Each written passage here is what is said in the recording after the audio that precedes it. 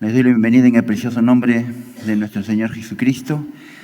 Vamos a iniciar la clase de esta mañana, dando gracias al Señor en primer lugar por permitirnos estar aquí en este día, ¿no? Vamos a ponernos de pie para orar y luego para leer su palabra, ¿no? En la porción que me toca compartir en esta mañana con cada uno de ustedes. Amén. Vamos a orar. Padre nuestro que estás en el cielo, Señor, te damos gracias por un día más de vida que tú nos regalas, Señor. Gracias por este nuevo día, Señor. Gracias por traernos, Señor. Gracias por guiar nuestros pasos y hacernos levantar temprano, Señor, para estar aquí, Señor. Padre, perdónanos. Hemos pecado contra ti, Señor, de hecho o de obra, Señor. Padre, límpianos, lávanos, Señor, con la sangre preciosa de nuestro Señor Jesucristo, y que en esta mañana, Señor, nosotros podamos disponer nuestro corazón, quitar todo afán de nuestra mente, toda distracción, Señor, todo pensamiento ocioso que tengamos, Señor, en nuestra mente. Bendito Dios, y le demos lugar, Señor, a tu palabra. Esta mañana, Señor, seas tú hablándonos, ministrándonos, Señor. Bendito Dios, que tu palabra sea carne en nosotros, Señor, y que la podamos poner por obra, Señor. Como es tu palabra, que no solo seamos oidores, sino que seamos hacedores, Padre. Ayúdanos, Señor. Nos ponemos en tus manos en esta mañana, Señor. Derrama sabiduría sobre cada uno de nosotros, Señor. Te pido en especial, Señor, que seas tú guiándome, ayudándome, Señor, que tu Espíritu Santo, Señor, tome el control de todo, Señor, lo que vamos a decir en esta mañana.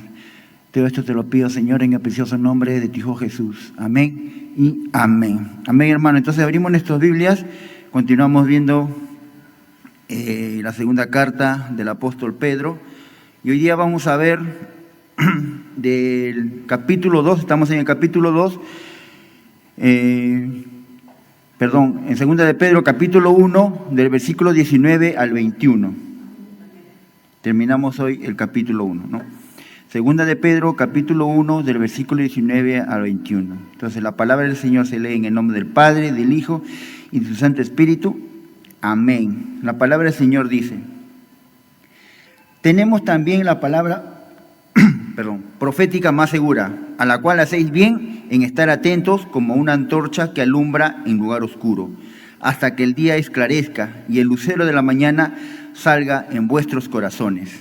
Versículo 20. Entendiendo primero esto, que ninguna profecía de la Escritura es de interpretación privada, porque nunca la profecía fue traída por voluntad humana, sino que los santos hombres de Dios hablaron siendo inspirados por el Espíritu Santo. Amén. Tomen asiento, hermanos. Seguimos, como les decía, hermanos, con el estudio de esta segunda carta del apóstol Pedro, que nos ha enseñado, que nos ha enseñado la semana pasada, recuerdan, acerca de la segunda venida de nuestro Señor Jesucristo, ¿no? Y que ese acontecimiento no es un mito, ¿no? Como nos enseñaba nuestra hermana Rosario, no es un mito, no es una fábula, no es un cuento, sino es algo, una certeza, ¿no? De que nuestro Señor Jesucristo vendrá un día, ¿no? Y entonces, ¿cómo Pedro estaba seguro de ello, no? ¿Cómo Pedro estaba seguro de ello? ¿Por qué? Porque él había sido testigo ocular, ¿no? Él había visto la gloria de Cristo. ¿En dónde? ¿Recuerdan? En la transfiguración, ¿no? Ahí en el Monte Santo, ¿verdad? Ante sus propios ojos, Cristo se transfiguró, ¿no? Cambió de apariencia el Señor. Aparte o además, ¿no? Él escuchó con sus propios oídos la voz de Dios, ¿no? Dando testimonio de que Cristo era su Hijo, ¿no? Pero ya habían pasado varios años desde que ese acontecimiento, ¿no? De que ese hecho que marcó la vida de Pedro había pasado, ¿no? Desde transfiguración hasta este momento que escribe Pedro, y habían pasado alrededor de 30 años. De 30 años habían pasado, pero Pedro lo recordaba muy bien, ¿no? Y ahora se daba cuenta que esa transfiguración, ¿no?, de Jesús fue un anticipo a la venida de nuestro Señor Jesucristo, ¿no? Y que así como Él había visto, ¿no?, la gloria de Cristo en la transfiguración, de la misma manera, un día todos nosotros, ¿no? Recuerdan que dice, todo ojo lo verá, dice, ¿no? Todo ojo lo verá el día que venga nuestro Señor en su segunda venida. Entonces Pedro decía, no, yo he sido testigo ocular, yo lo he visto, ¿no? Yo vi la transfiguración, que fue un anticipo de la segunda venida de nuestro Señor Jesucristo. Y ese es el primer argumento que nosotros hemos visto la semana pasada, ese primer argumento que Pedro da, ¿no? Da acerca de la certeza que él tiene acerca de la segunda venida de nuestro Señor Jesucristo. Entonces, ¿cómo puede estar, una vez más, cómo puede estar seguro Pedro de este acontecimiento? Porque él dice, yo lo he visto, ¿no? Entonces, el primer argumento que presenta Pedro es testigos oculares. Ahora, no fue él solo, ¿no? Él no estaba solo en ese momento. Recuerden, estaba Pedro, ¿quién más estaba? Jacobo y Juan, ¿no? Eran tres los que vieron este suceso, ¿no?, este acontecimiento, ¿no? Aparte, habían varios apóstoles que vieron a Jesús, ¿no?, cuando estaba entre nosotros, y tenemos todo, pues, su testimonio en el Nuevo Testamento, ¿no? Y hoy día vamos a ver el segundo argumento que presenta Pedro, ¿no? El segundo argumento que presenta Pedro y que está ya, pues, hemos leído, ¿no?, ya terminando el capítulo 1, ¿no? Entonces, ¿cómo podemos estar seguros de que Cristo vendrá por segunda vez? Dice, ¿no?, la fiabilidad de las Escrituras, ¿no?, la palabra de Dios, ¿no?, las Escrituras.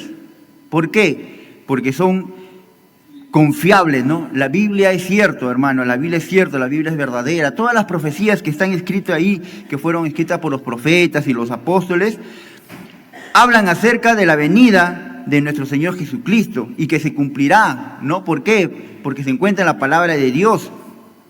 Por eso Pedro dice, la palabra profética, a eso se refiere Pedro, ¿no?, la palabra profética. Ahora, ellos no tenían el Nuevo Testamento. ¿A qué palabra profética entonces se está refiriendo? Al Antiguo Testamento, ¿no?, al Pentateuco y todo lo que ellos tenían en ese momento, ¿no?, que también habla claramente de la segunda venida de nuestro Señor Jesucristo. ¿Y para qué vendrá? Dice, Jesús vendrá, ¿no?, vendrá en segunda venida para castigar a los malos y recompensar a los justos y para establecer su reino sobre la tierra. Entonces necesitamos, hermanos, las Escrituras, ¿no? Necesitamos la Escritura, la palabra de Dios, ¿no?, para ser edificados, para ser guiados, ser animados, hasta que Él regrese por segunda vez, ¿no? Hasta que Él regrese por segunda vez. Entonces, hermano, y eso es lo que en esta mañana trata este punto, es la importancia de la palabra de Dios en nuestras vidas, ¿no? La autoridad de la palabra de Dios en nuestras vidas, ¿no? ¿Dónde tenemos estos testimonios de los apóstoles y de los profetas? En la palabra de Dios, en la Escritura, ¿no? Y el texto que vamos a estudiar hoy es precisamente uno de los pasajes principales de la Biblia, ¿no?, en cuanto a la inspiración de las Escrituras, en cuanto a la autoridad de las Escrituras, como la palabra de Dios, ¿no? Entonces, en el versículo 19, ¿no?, dice, ¿no?, ahora vamos a tocar la parte que me toca a mí, dice, tenemos también la palabra profética más segura, a la cual hacéis bien en estar atentos como una antorcha que alumbra en lugar oscuro, hasta que el día esclarezca y el lucero de la mañana salga en vuestros corazones. Hay una gran verdad, hermanos, que nosotros nunca debemos olvidar, que debemos estudiar la palabra de Dios. ¿Por qué? Porque es veraz. Y es la palabra la que nos guía, ¿no?, en este mundo de oscuridad, en este mundo caído, ¿no? La palabra de Dios, hermano, va a ser la que nos va a guiar, ¿no?, en este mundo de tinieblas, ¿no? Al inicio de este versículo, Pedro continúa refiriéndose a los apóstoles, ¿no? Ya en el versículo anterior, en el versículo 18, también había hablado de los apóstoles, ¿no? En el versículo 18 dice, ¿no? Y nosotros.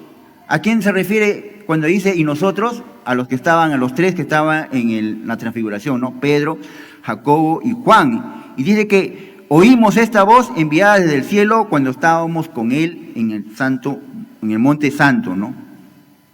Nosotros escuchamos la voz de Dios, decía ahí Pedro, ¿no? En el versículo 18. Y ahora en el versículo 19 también sigue hablando de los apóstoles, ¿no? Porque usa la primera persona en plural, dice nosotros, ¿no? Nosotros.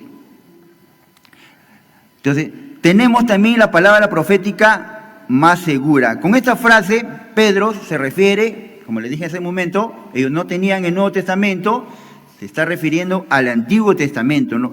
Específicamente a todas las profecías que hablan en relación con la venida de nuestro Señor Jesucristo, ¿no? El Antiguo Testamento, hermano, contiene muchas profecías, ¿no? Acerca de la salvación, del fin de estos tiempos, también contiene mucha profecía de los juicios final hacia los pecadores, del reino eterno, todo eso podemos encontrar en el Antiguo Testamento, ¿no? Pero Pedro dice que todas estas profecías son ciertas, ¿no? Son ciertas, porque ahí dice, no, tenemos la palabra profética más segura. Entonces ahí está diciendo que todas las profecías que están en el Antiguo Testamento son ciertas, son seguras, son confiables y que se cumplirán todas ellas, ¿no? En la segunda venida de nuestro Señor Jesucristo. Por eso dice, ¿no? Por eso dice Pedro, ¿no? Que nosotros los apóstoles no solo tenemos nuestra experiencia, ¿no? De que le hemos visto, que hemos sido testigos oculares, ¿no? Que le hemos visto con nuestros propios ojos, sino que también tenemos la palabra profética más segura, ¿no? Tenemos la palabra de Dios, ¿no? Y su cumplimiento y su interpretación en Cristo. Así que Pedro nos enseña la certeza de la segunda venida de nuestro Señor, basada en ¿qué? En su testimonio ocular, en la transfiguración, pero también basado en las profecías del Antiguo Testamento, ¿no? Pedro, ¿no? El apóstol Pedro, quiere ahora centrarse en las Escrituras y el valor que ellas tienen, ¿no? En la vida de un creyente. A eso es lo que quiere enfocarse en este pasaje Pedro, ¿no? Al valor que tiene la palabra, ¿no? La palabra de Dios, o que debe tener la palabra de Dios en la vida de cada creyente, ¿no? Lo que Pedro está diciendo con esto es que las profecías de la Biblia son muy ciertas y seguras, confiables. Entonces, por eso dice que todo creyente debe estar atento, ¿no? O hacen bien en estar atentos a estas profecías, ¿no? Una vez más que dice el versículo 19, tenemos también la palabra profética más segura, a lo cual hacéis bien en estar atento, ¿no? Y esto es algo, hermano, que va dirigido para cada uno de nosotros, ¿no? Para todos los creyentes. ¿Y qué significa esto? Que debemos estar atentos, ¿no? A esta palabra profética. Que, hermano, que nosotros debemos ser más diligentes en leer la palabra, ¿no? En esa parte, a veces somos muy perezosos, ¿no? No nos gusta, ocupamos nuestro tiempo, ¿no? En otras cosas y no en leer la palabra de Dios, ¿no? Debemos leer, y no solo leerlo, sino debemos estudiarla, ¿no? Meditar en ella diligentemente. ¿Por qué? Porque ya le dije al principio, la palabra de Dios es la guía para nuestras vidas. La palabra de Dios es útil para nuestras vidas, ¿no? Es la que nos va a guiar en este mundo de tinieblas, ¿no? Por eso Pedro hace la comparación, ¿no? Con una antorcha, ¿no? Pues se dice, como una antorcha que alumbra en lugar oscuro. Hermano, la palabra de Dios es la que va a iluminar nuestro camino, ¿verdad? Y ustedes recuerdan, hay un salmo, ¿no? Que habla acerca de que la palabra es luz, ¿no? ¿Recuerdan ese salmo? El 119, ¿no? 105, Salmo 119, versículo 105, que es un salmo conocido, ¿no? La lámpara es a mis pies tu palabra y lumbrera a mi camino, ¿no? La palabra, hermano, es la que va alumbrar nuestro camino, es la que va a guiar nuestras vidas en este mundo, ¿no?, que está tan perdido en estos tiempos, ¿no? Pero también hay un proverbio que habla acerca de que la palabra es luz, ¿no? El Proverbios 6:23, que dice, ¿no?, porque el mandamiento es palabra y la enseñanza es luz, dice una parte del Proverbio 6:23, ¿no? En otras palabras, hermanos, la Biblia o las profecías también nos iluminan, ¿no? Iluminan nuestro camino. La Biblia o la palabra de Dios nos guían, animan a los creyentes, ¿no?, con su verdad, comunicándonos la salvación, quién es Cristo, quién es Dios, ¿no?, los últimos acontecimientos antes del fin del mundo. ¿Por qué, hermano? Porque vivimos rodeados, pues, totalmente de estas tinieblas espirituales, ¿no? En este mundo encontramos pecado, corrupción, muerte, ¿no? El mundo, los hombres han decidido voluntariamente rechazar a Dios, ¿no? No quieren saber nada de Dios, ¿no? Ellos están más abocados en sus propios planes, ¿no? Rechazan todo lo que tenga que ver con Dios. No, a mí no me hable de Dios. Lo rechazan y ellos lo han hecho voluntariamente, ¿no? Por eso en el Evangelio de Juan, en el capítulo 3, versículo 19, el mismo Juan, uno de los que estaban en ese momento de la transfiguración, uno de los testigos oculares de la transfiguración de nuestro Señor Jesús, él dice, no, y esta es la condenación, que la luz, dice, vino al mundo, y los hombres amaron más las tinieblas que la luz. ¿Por qué? Porque sus obras eran malas, ¿no? Por eso es que el hombre no quiere acercarse a Dios, porque el hombre, al acercarse a Dios, acercarse a la palabra, le va a hacer ver su verdadera condición, ¿no? ¿Cómo es él? ¿No? Dice la Biblia también, la palabra de Dios dice que no, que la palabra es como un espejo, ¿no? Tú cuando te miras, antes de venir aquí, nos hemos visto en el espejo para ver si estábamos arreglados, si estábamos despeinados, ¿no? No creo que alguien se haya visto despeinado y así nomás se ha venido, ya no importa, ¿no? Se ha tenido que peinar, ¿no? Es igual, ¿no? El hombre, cuando usted le presentas a Dios y comienza a leer la Biblia o quiere leer la Biblia, se va a ver reflejado su verdadera condición, ¿no? No se va a ver como él mismo se ve, sino como verdaderamente es, delante de Dios, delante de los ojos de Dios. Por eso que dice aquí, ¿no?, que el hombre ama más las tinieblas. ¿Por qué? Porque sus obras eran malas, dice, ¿no? Así que vivimos, hermanos, en un mundo de oscuridad, un mundo de pecado, un mundo donde los falsos maestros han desviado la verdad, ¿no? Más bien, en vez de llevarlos a la verdad, oscurecen más aún sus caminos, ¿no? Esta vida está dominada totalmente por el pecado, ¿no? O sea, cuando una vida está dominada por el pecado, es una vida que está llena de oscuridad, ¿no? Pero, hermano, cuando el Evangelio nos es predicado, ¿no?, nos ha sucedido a nosotros y nos hemos arrepentido de nuestros pecados y confiamos en el Señor, dice la palabra que pasamos de las tinieblas a su luz admirable, ¿no? A su luz admirable, pasamos de las tinieblas del pecado a la luz de Cristo, ¿no? ¿Y cómo va a ocurrir eso?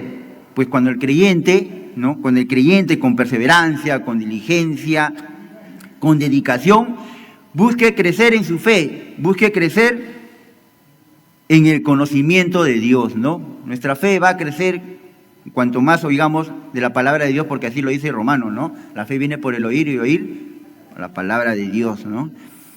Entonces nosotros vamos a crecer cada día más, hermanos, cuando nosotros nos aboquemos con perseverancia, con dedicación, con diligencia, ¿no?, en leer la palabra, ¿no? Pero no solo leerla, sino lo más importante que leerla es hacerla, obedecerla, ¿no? Porque podemos leerla, pero ahí nomás queda, ¿no?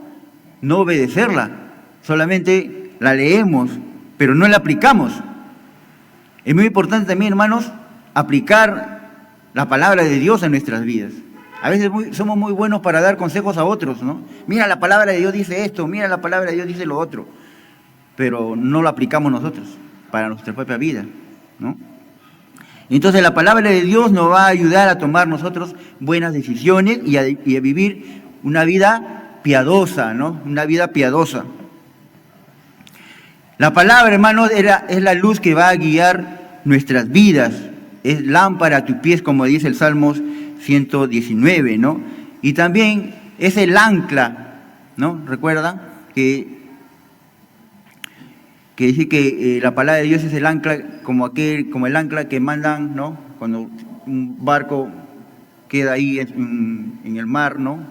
Para que desembarquen, suelte el ancla, ¿para qué? Para que el barco no se mueva de su sitio, ¿no? Y ahí está, ¿no? Y así el mar esté moviéndose, picado, ¿no? No se va a mover de su lugar, ¿no? Ahí va a estar. Puede moverse junto con el mar, pero no se va a ir a otro lugar, ¿no? Así también la palabra de Dios es para nosotros, ¿no? Nos va a mantener firmes en la vida cristiana, ¿no? Así que tenemos que permanecer, hermanos, en la palabra de Dios. Ahora, ¿hasta cuándo? Eso es lo que dice Pedro, ¿no? Hasta la venida del Señor. Y como dice también el final del versículo 19, ¿hasta cuándo? Hasta que el día esclarezca y el lucero de la mañana salga en vuestros corazones. Ahora, esto, ¿no? Esta frase que menciona Pedro aquí al final de este versículo 19, ¿no? Si nosotros solamente decimos, ¿no? Hasta que el día esclarezca y el lucero de la mañana salga en vuestros corazones, pero ¿a qué se refiere Pedro con eso, no? Hasta que el día esclarezca y hasta que el lucero salga en vuestros corazones. ¿A qué se está refiriendo? ¿No? Bueno, cuando dice hasta que el día esclarezca, se está refiriendo al día del Señor, ¿no? Hasta que cuando venga, hasta la segunda venida de nuestro Señor, cuando los enemigos del Señor sean castigados, ¿no? Cuando los que aman a Cristo sean apartados, ¿no? Sean apartados para llevarlos Él a vivir eternamente con Él. A ese día se refiere, ¿no? A la segunda venida de nuestro Señor Jesucristo. Y en el Antiguo Testamento, que es lo que ellos manejaban en este momento que está escribiendo Pedro, ¿no? Hay muchos pasajes, pero vamos a leer solamente dos que hablan acerca de este día, ¿no? Vamos a ver Isaías capítulo 13 y versículo 9. Isaías capítulo 13, versículo 9. ¿Qué dice? Dice, he aquí el día de Jehová viene, terrible y de indignación y ardor de ira, para convertir la tierra en soledad y raer de ella a sus pecadores. Entonces, dice ahí que viene el día del Señor, el día de Cristo, ¿no? Donde serán condenados los pecadores. Será un día de ira, la ira del Señor. En Romanos, en el libro de Romanos, en el capítulo 2, habla, ¿no? Acerca de que el hombre está, ¿no? Amontonando, pocas palabras, amontonando sobre sí mismo la ira de Dios sobre sí mismo, ¿no? En Romanos capítulo 2, versículo 5, ahí dice, ¿no?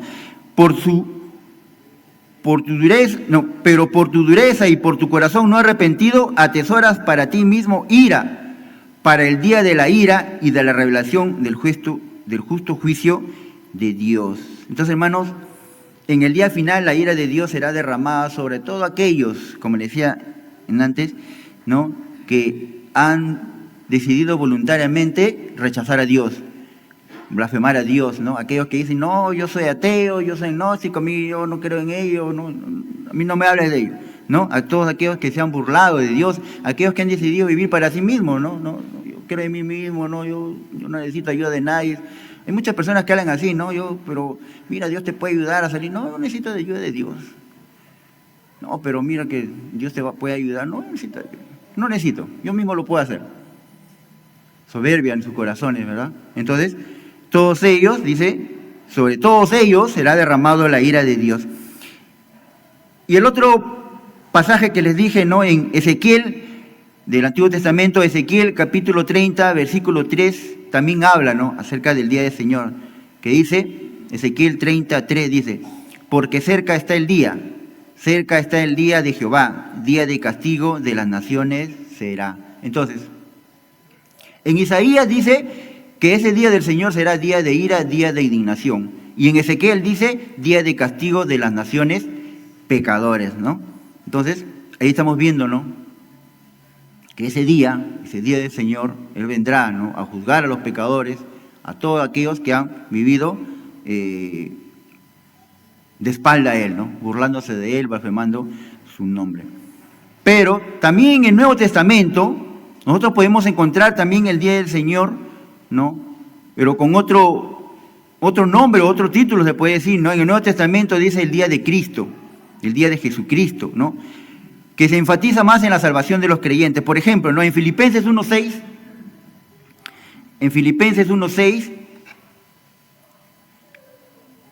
dice, ¿no?, estando persuadido de esto, que el que comenzó en nosotros la buena obra, la perfeccionará, ¿hasta cuándo dice? Hasta el día de Jesucristo, ¿no? Hasta el día de Jesucristo. El mismo Pedro, ¿no?, el autor de esta carta que nosotros estamos estudiando, en el capítulo 3, segunda de Pedro, capítulo 3, de versículo 10 al versículo 13, también habla acerca de la venida del Señor, ¿no? Dice, pero el día del Señor vendrá como ladrón en la noche, en el cual los cielos pasarán con gran estruendo, y los elementos ardiendo serán deshechos, y la tierra y las obras que en ellas hay serán quemadas. Puesto que todas estas cosas han de ser deshechas, ¿cómo no debéis vosotros andar en santa y piadosa manera de vivir, esperando y apresurándoos para la venida del día de Dios, en el cual los cielos encendiéndose serán deshechos y los elementos siendo quemados se fundirán? Pero nosotros esperamos, según sus promesas, cielos nuevos y tierra nueva en los cuales mora la justicia de Dios. Entonces, hermano, cuando Cristo venga, ¿no?, cuando Cristo regrese, todo lo presente, todo lo que vemos ahora, dice, terminará, ¿no? Y empezará una nueva era de gozo, de justicia, de vida eterna. Habrá cielos nuevos y tierra nueva donde morará la justicia. Ya no veremos todo lo que vemos ahora, ¿no? Toda la injusticia, toda la maldad de la cual somos testigos, ¿no? Entonces, a eso se refiere cuando dice hasta que el día esclarezca. Significa hasta cuando Cristo venga por segunda vez. Y lo segundo que dice, ¿no?, y el lucero de la mañana salga en vuestros corazones, ¿a qué se refiere? ¿Quién es el lucero de la mañana? ¿Recuerdan? Cristo, ¿no? Cristo, ¿no? Es nuestro Señor Jesucristo. Ahora, ¿por qué se menciona dos veces, no? Uno se refiere a la venida del Señor Jesucristo y lo otro a Cristo mismo. Entonces, hermanos, está hablando de dos cosas que van a pasar en la segunda venida de nuestro Señor, ¿no? Lo primero, hasta que el día esclarezca, se refiere a la venida de nuestro Señor Jesucristo. Y cuando dice, y el lucero de la mañana salga en vuestros corazones, se refiere a que Cristo, ¿no?, cuando Él venga, va a resplandecer, va a nacer en nuestros corazones. O sea, va a causar un impacto interno. Lo primero es externo, ¿no?, que todo el mundo lo va a ver, ¿no? Todo ojo lo verá, dice, ¿no? Todos, creyentes o no creyentes, todos lo van a ver. Pero lo segundo, hasta que el lucero nazca en nuestros corazones, eso va a ser en nosotros, ¿no?, los creyentes, cuando Cristo haga un impacto en nuestros corazones, cuando nosotros lo veamos, ¿no? No va a ser el mismo impacto, ¿verdad? No va a ser lo mismo, no va a suceder lo mismo en nosotros como creyentes, que esperamos la venida del Señor, con uno que no es inconverso, que no cree en Él, ¿no? ¿Verdad? El impacto va a ser diferente, ¿verdad? A esto se refiere, ¿no?, que el lucero de la mañana salga en vuestros corazones. Es el impacto interno de la segunda venida de nuestro Señor Jesucristo. Cristo, hermanos, viene por segunda vez. Y todos los hijos de Dios en ese momento, dice, van a ser transformados a la imagen de Cristo, a la luz de Cristo. ¿Cómo vamos a ser transformados? ¿Cómo? ¿A quién nos vamos a parecer? ¿A Cristo en qué momento? En el momento de ¿qué? De la transfiguración, ¿verdad? Nuestro cuerpo va a ser transformado, ¿no? Ya no vamos a tener este cuerpo que se corrompe, ¿no? Vamos a tener un cuerpo glorificado, ¿verdad? Nos vamos a parecer, vamos a ser transformados a la imagen de Cristo. Y la luz de Cristo irradiará, dice, desde nuestro corazón. Y eso lo dijo nuestro Señor Jesús, ¿no? En Mateo. En Mateo capítulo 13, versículos del 41 al 3. Del 41 al 43. Ahí lo dice, ¿no? Mateo 13, versículo 41 al 43. Dice, enviará el Hijo del Hombre a sus ángeles y recogerán de su reino a todos los que sirven de tropiezo y a los que hacen iniquidad, y los echará en el horno de fuego, y allí será el lloro y el crujir de dientes. Esto es para los que han vivido rechazando a Dios.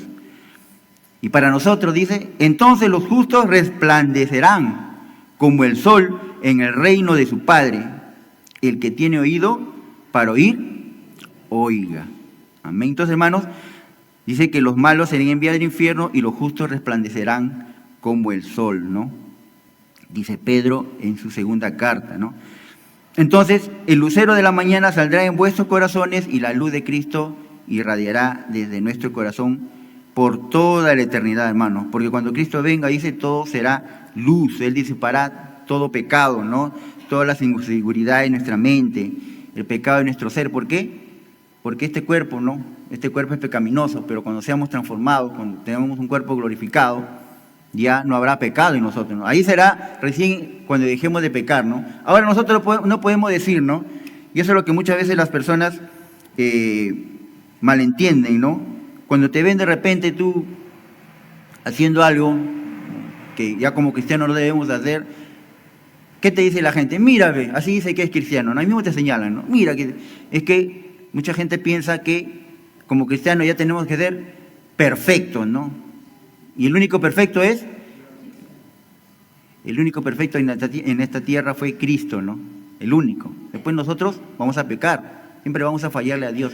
Pero ya cuando nosotros, este cuerpo sea transformado, glorificado, ya no habrá pecado en nosotros. Seremos a la imagen de Cristo, ¿no?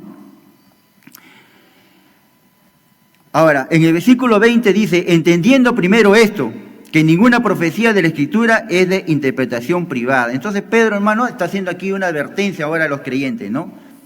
Y está reprendiendo a los falsos maestros. A ellos los estaba reprendiéndole. ¿Por qué? Porque los falsos maestros, hermanos, en ese tiempo y ahora también son expertos en tergiversar la palabra de Dios, ¿no? Malinterpretan la palabra de Dios sacando textos fuera de contexto y lo tergiversan la palabra, ¿no? Y sacan ellos sus herejías y eso enseñan, ¿no? Y a veces muchos creyentes podemos caer en eso, podemos caer en ello. ¿Por qué?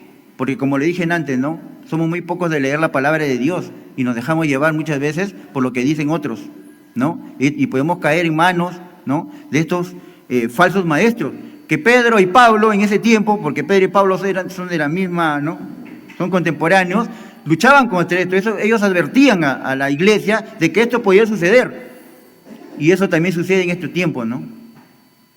En estos tiempos también sucede, hermanos, ¿no? Por más que uno puede decir, no, yo conozco la palabra, yo conozco una persona así, ¿no?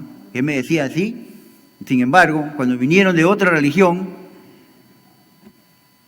lo convencieron y se lo llevaron. Entonces, ¿dónde estaba todo lo que él me dijo que él sabía? Porque él estaba antes que yo. Se lo llevaron a otro lugar. Entonces, y ese lugar, pues, y esa iglesia, perdón, y esa denominación, ni siquiera pues es una religión, ¿no? Es una secta. ¿Por qué si él decía que estaba seguro que lo que él creía, mejor dicho, si él conocía la palabra, fue convencido tan rápidamente?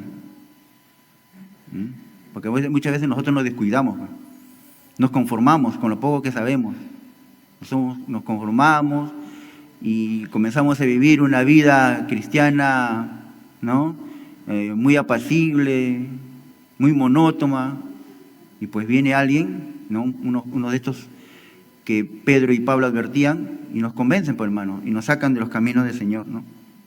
Entonces, ahora, estos falsos maestros en ese tiempo, ¿qué negaban? Negaban precisamente esto, ¿no? Lo que Pedro decía acerca de la segunda venida de nuestro Señor Jesucristo. Ellos lo negaban, ¿no?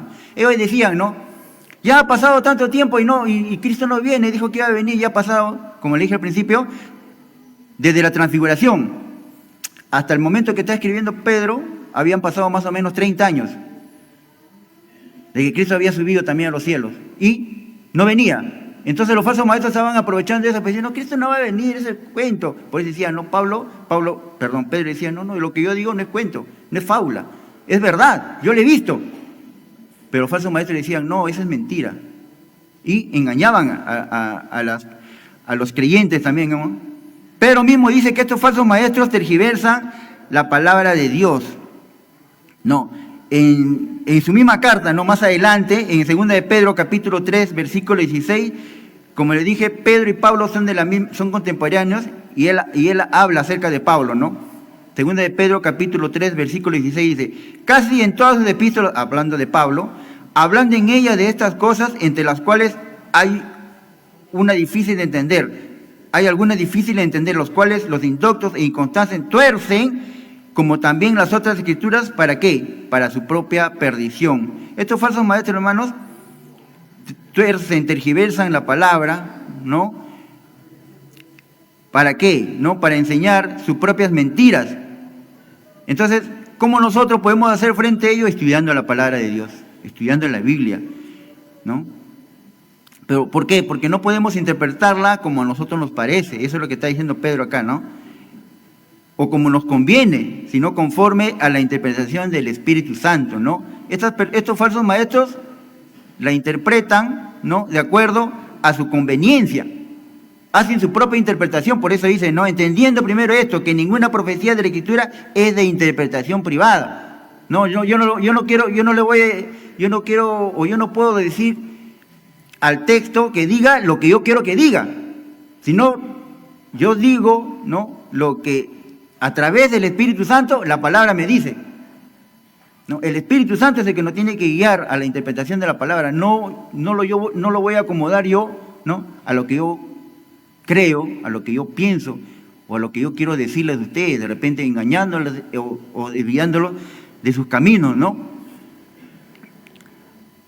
Versículo 21 dice, ¿no? Porque nunca la profecía fue traída por voluntad humana, por eso dice Pedro así, ¿no? Porque nunca la profecía fue traída por voluntad humana, sino que los santos hombres de Dios hablaron siendo inspirados por el Espíritu Santo. Ahora, Pedro nos va a dar la razón por lo que se ha dicho en el versículo 20, ¿no?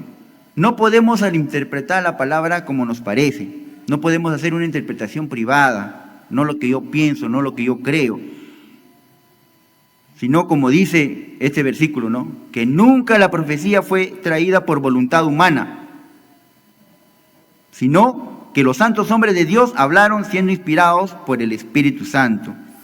Lo que Pedro está diciendo, hermanos, aquí es que la profecía bíblica viene de parte de ¿quién? De Dios, ¿no? De Dios, ¿no? Los textos proféticos de las Escrituras no son producto de la imaginación de estas personas, ¿no? ¿Cuántos escribieron la Biblia? Dice que más de 40 hombres, ¿no? Cada uno no escribió lo que le parecía, ¿no? Lo que ellos pensaban, lo que ellos creían, a mí me parece, yo creo, yo voy a escribir. No, fueron inspirados, dice, por Dios, ¿no? Fueron inspirados por Dios. Ahora, no es que Moisés escribió lo que se le ocurrió, ni todos los profetas que nosotros conocemos, ¿no? Isaías, Ezequiel, ¿no? Ni en el Nuevo Testamento, ¿no? Lo que se le ocurrió a Pedro, a Pablo, ¿no? En el Evangelio. No, sino que ellos fueron inspirados por el Espíritu Santo, ¿no? Los escritores bíblicos fueron guiados por Dios, ¿no? En diferentes géneros, ¿no? Como nosotros podemos ver en la Biblia, ¿no? Pero no escribe, o también respetó, ¿no? Cada uno sus estilos literarios, sus personalidades, ¿no? Porque Pedro no escribe igual que Pablo, ¿no? Si nosotros leemos, Isaías no escribe igual que Moisés, Mateo no escribe igual que Juan, ¿no? Dios fue respetuoso en ese sentido, ¿no? Pero sí, Dios los inspiró, los guió, ¿no? Dios guió a escribir lo que Él quería, ¿no? Lo que Dios quería dejar, ¿no? Lo que ellos querían que ellos escribieran, pero respetando sus estilos literarios. No fueron cualquier hombre, como dice aquí, ¿no? Fueron hombres separados por Dios, ¿no? Fueron hombres santos. Santo significa eso, ¿no? Separados por Dios, con un propósito de escribir las Sagradas Escrituras, ¿no? ¿Para qué? Para que de tal manera no existiera error. La Biblia es infalible, hermanos. La Biblia es infalible. Y también es, dice, autoritativo, ¿no? Para nuestras vidas. Quiere decir que es sí o sí, ¿no? Lo tenemos que aplicar. Y es la verdad absoluta de Dios, ¿no? Ahora, lamentablemente, hermano, así como en esa época habían falsos maestros, también lo podemos encontrar en estos tiempos, ¿no? Que tergiversan la palabra de Dios, ¿no? Dice santos hombres de Dios que hablaron siendo inspirados por el Espíritu Santo. Pero en el siguiente versículo, que no lo vamos a ver hoy día, sino la siguiente semana, en el versículo 22 dice, ¿no? Pero hubo también falsos profetas. O sea, así como habían, ¿no? Santos hombres de Dios que escribieron, inspirados por Dios, también habían de los otros, en esos tiempos y también ahora, ¿no? Falsos profetas que se encargaban de cambiar lo que habían escrito los santos hombres de Dios. Y eso existe hasta hoy, hermanos. Y a ellos debemos evitar, ¿no? ¿Por qué? Porque cambian las escrituras y la interpretan de acuerdo a su conveniencia, ¿no? Por ejemplo, ¿no? Eso está de moda, ¿no? Dios quiere hacerte rico, ¿verdad? Dios quiere hacerte rico, Dios quiere ser un hijo de un rey, ¿no? ¿Cómo vas a ser pobre? ¿A quién me estoy refiriendo? De la prosperidad. Así dice la palabra, no dice la palabra, pero ellos ¿para qué lo hacen? Para manipular a las personas, ¿no? Y llevarlos a, ¿no? ¿Quién no quiere ser rico? Todos queremos ser ricos, pero hermano. ¿Quién no quiere tener dinero? Todos quieren tener dinero, ¿verdad? Y usa eso, ¿no? Los lleva a su propia concupiscencia y los manipula y los desvía del camino, ¿no? ¿Eso está en la palabra de Dios? No, está en la palabra de Dios. Por eso ellos cambian, tergiversan, ¿no? Tergiversan lo que está escrito en la Biblia. Entonces, hermano, entonces nosotros tenemos que ser guiados por el Espíritu de Dios, ¿no? Por el Santo Espíritu de Dios. Y tenemos que interpretar la Biblia guiados por el Espíritu de Dios. Y estar sometidos también a la enseñanza de nuestra iglesia local, ¿no? Es muy importante nosotros, por eso es muy importante, hermanos, que nosotros también asistamos los días martes, que es, ¿no?, de doctrina, porque ahí nos enseñan, pues, ¿no?, lo que tenemos que creer y lo que tenemos que rechazar. Es muy importante, hermanos, que nosotros estemos siempre empapados, ¿no?, de la sana doctrina, para no ser desviados, para no ser engañados, para no ser manipulados. El punto de hoy día en estos 3 versículos es de que nosotros tenemos que ser diligentes en estudiar, meditar y sobre todo aplicar la palabra de Dios a nuestras vidas, hermanos. No debemos flojear en ese sentido de leer la palabra, porque a veces nosotros la leemos, como dije la vez pasada, cuando estamos aquí nomás, ¿no? Ahí vamos a hacer la lectura bíblica y ahí pues leemos. Y de ahí hasta el otro servicio. A veces podemos ser así, hermanos. Entonces, Pedro nos insta a que nosotros tenemos que siempre estar atentos a lo que dice la palabra para no ser desviados, para no ser engañados por los falsos maestros, como lo había en esos tiempos y como lo hay ahora, ¿no? Amén, hermanos. Vamos a orar. Padre nuestro que estás en el cielo, Señor, te damos gracias una vez más, Señor, por tu palabra, Señor, por tu enseñanza en esta mañana, Señor, en lo cual, Señor, tú nos instas a que seamos diligentes, Señor, en escudriñar, en leer, en meditar en tu palabra, Señor, pero sobre todo, Señor, en obedecerla. Padre, ayúdanos, Señor, pon ese sentir en nuestros corazones, Señor, quita toda flojera, Señor, quita todo desidia, Señor, que a veces no lo queremos hacer, ya sea porque ocupamos nuestro tiempo en otras cosas, o simplemente, pues, Señor, porque, bueno, no lo queremos hacer, ¿no? Pero si somos hijos tuyos, Padre, bendito Dios, debemos siempre estar meditando y leyendo tu palabra, Señor, para que la luz, Señor, la luz resplandezca en nuestra vida, para que cada día, Señor, vivamos más en santidad, bendito Dios, para que nuestras vidas, Señor, reflejen que tenemos a Cristo en nuestras vidas. Señor, ayúdanos, Señor. Tu Espíritu Santo, Señor, que ahora mora en nosotros, Padre, nos ayude, Señor. Todo esto te lo pido, Señor, en el precioso nombre de tu Hijo Jesús. Amén y amén. Dios los bendiga, hermanos.